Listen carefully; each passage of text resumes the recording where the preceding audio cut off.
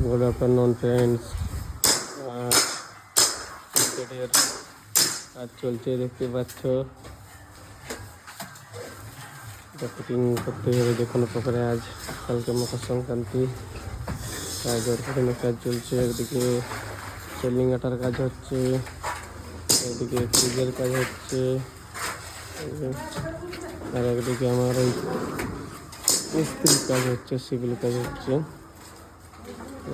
কাজকে করতেই হবে, কাল থেকে মকর পড়ে যাচ্ছে, লোকজন আসবে না, প্রথমে কাজ চলছে। আর এই যে বাবল শিটের যে কথা বলেছিলাম, প্রত্যেকটা শেডে এখন এই বাবল শিট দেওয়া হচ্ছে। এতে গরমকালে প্রচুর ঠান্ডা থাকে, উপরে খাট চাপানোর প্রয়োজন হয় না। এই দেখতে পাচ্ছ, খাট চাপানোর প্রয়োজন হবে না এই শেডগুলো। এর বাবল শিটটার দাম আছে, কিন্তু অনেক কাজও আছে তার।